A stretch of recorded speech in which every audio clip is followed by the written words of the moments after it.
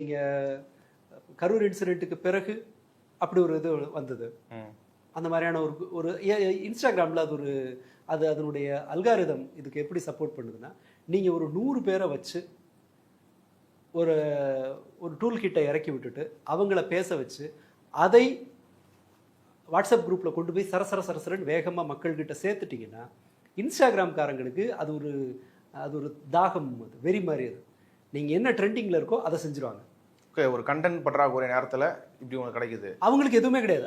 அவங்களுக்கு இந்த செக்ஷன் இருக்கு இல்லையா, அந்த பொலிட்டிக்கலாக அரசியல் ரீதியாக அறிவு இல்லாமல் வெறுமனே ரீல்ஸ் மட்டும் தேய்க்கிறவர்களோட பர்சனாலிட்டி எப்படி இருக்குன்னு சொன்னால், அவங்க மெனக்கட்டு ஒன்றை பார்க்கலாம் விரும்ப மாட்டாங்க. என்ன ட்ரெண்டிங்கில் இருக்கோ அதை ஃபாலோ பண்ணணும்னு நினைப்பாங்க. ஆனால் ஏதாவது செய்யணுங்கிற ஆர்வம் இருக்கும்.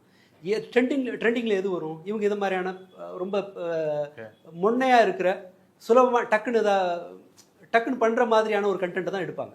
பெட்ரோல் விலை ஏன் 110 ரூபா போகுது, அது ஏன் 150 ரூபா வரைக்கும் போகும், அப்படிங்கிற விவாதங்கள் யூடியூப்பில் இருக்குது. ரொம்ப முக்கியமான ஊடகவியலாளர்கள் மற்ற அரசியல் விமர்சகர்கள்லாம் அதை பேசுகிறாங்க. இந்த செக்ஷனால் அதை போய் பார்க்க முடியாது, ஏன்னா அது நீளம் அதிகம்.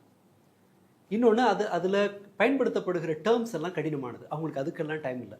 அப்போது இந்த மாதிரி குரூப்பை எது அட்ராக்ட் பண்ணுன்னு சொன்னால், ஒரு பழி போடுறது, ஒரு வைபை உருவாக்குறது, அல்லது ஒரு பஞ்ச் டயலாகு, அல்லது ஒரு குத்துப்பாட்டு, சிம்பிளாக ஃபாலோ பண்ணுற மாதிரியான ஒரு சுலபத்தில் மண்டையில் ஏறுற மாதிரியான ஒரு கான்ஸ்பைரசி தியரி, இதெல்லாம் தான் இவங்களுக்கான மெட்டீரியல்.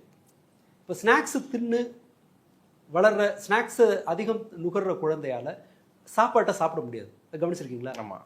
ஏன்னா அந்த சுவை அரும்புகள் இதுக்கு அடிக்ட் ஆகிருக்கும். இந்த சிப்ஸுக்கும் ஐஸ்கிரீமுக்கும் இதுக்கெல்லாம் அடிக்ட் ஆகிருக்கும். அந்த சிப்ஸோட டேஸ்ட்டையும் ஐஸ்கிரீமோட டேஸ்ட்டையும் நீங்கள் இட்லியாலேயோ தோசையாலேயோ சாப்பாட்டாலேயோ சப்பாத்தியாலேயோ கொடுக்க முடியாது.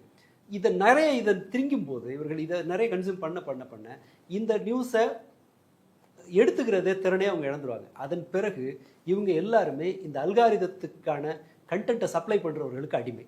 100 பேர் அழுதா ஏன் எங்கள் அண்ணனை ஏன் போட்டு பாடாப்படுத்துறீங்க அப்படிங்கிற ரீல்ஸ், ஒரு 15 ரீல்ஸ் அவங்களோட பார்வைக்கு வரும்போது அவர்கள் தன்னை அறியாமல் அதை நம்புவாங்க. இப்போ நீங்கள் வேற ஒன்றும் இல்லை, இதை நம்ம இயல்பு வாழ்க்கையில எடுத்துப்போம்.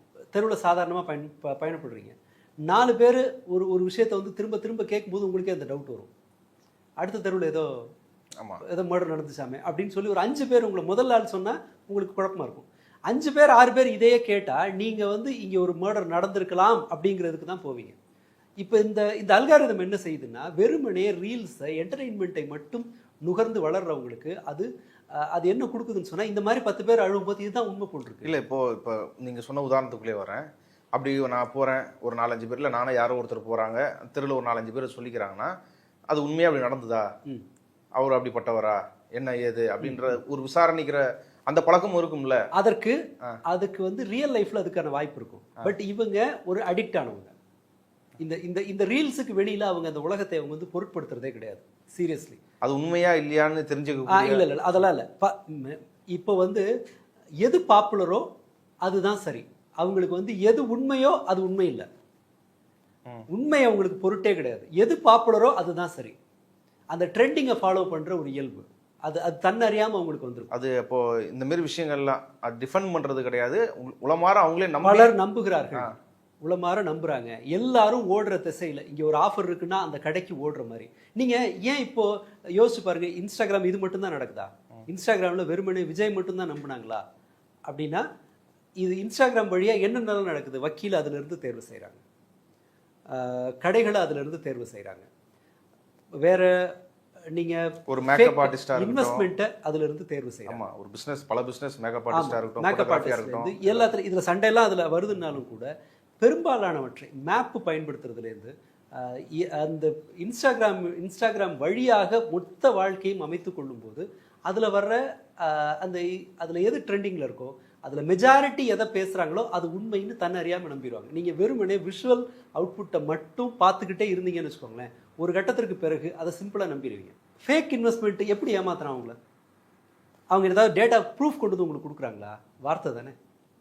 இப்போ செங்கோட்டையன்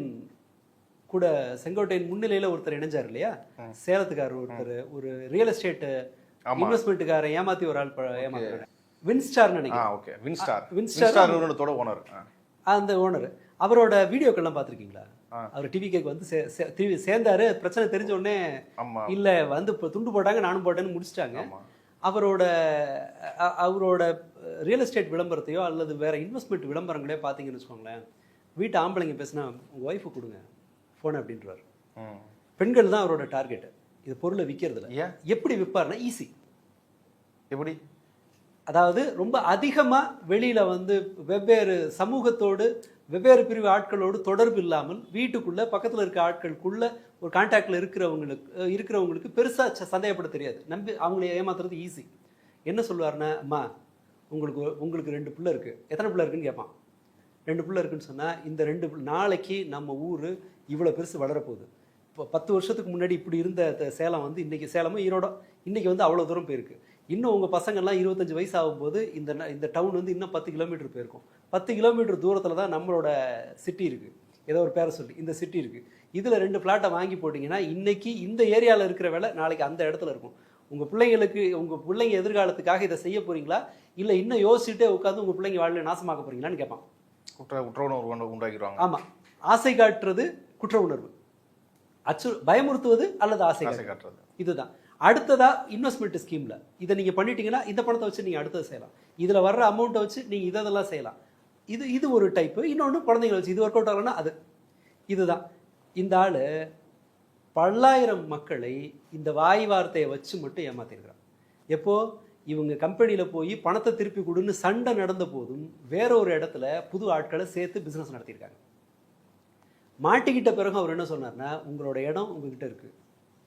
இன்னொரு முறை ஃபோன் வருது. நான் அதெல்லாம் கொஞ்சம், ஏன்னா அது ஒரு பெரிய நியூஸாக இருந்தது.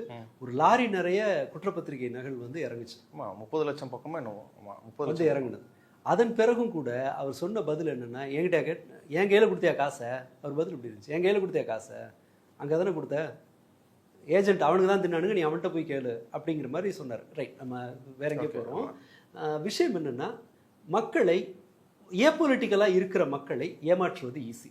ஒரு காலத்தில் வீட்டை விட்டு வெளியில் வராமல் நம்ம வீட்டுக்குள்ளே இருந்து பக்கம் பக்கத்தில் இருக்க 4 பேரோடு மட்டும் புழங்கினவர்கள்ட்ட வேலை செய்த இந்த கான்ஸ்பைரசி தியரி, இந்த ஆசை காட்டுறது, மோசடி, இது எல்லாத்தையும் பொலிட்டிக்கலாக இவங்க வந்து அதன் வழியாக பயன்படுத்துகிறாங்க. அதனால் ஒரு 100 பேரை விட்டு இறக்கிட்டு அந்த வீடியோவை நீங்கள் போட்டுட்டு வெவ்வேறு வீடியோவை போட்டுட்டு ரொம்ப டைமும் இல்லைல்ல, வெவ்வேறு வீடியோவை நீங்கள் உள்ளே போட்டுட்டிங்கன்னா அதன் பிறகு அது வாட்ஸ்அப் குரூப்புகள் வழியாக பரவிடுச்சுன்னு சொன்னால் அவங்க எல்லாரும் தன்னோட கடமைன்னு நினைப்பாங்க. ரசிகர் மன்றத்துக்காரர்கள்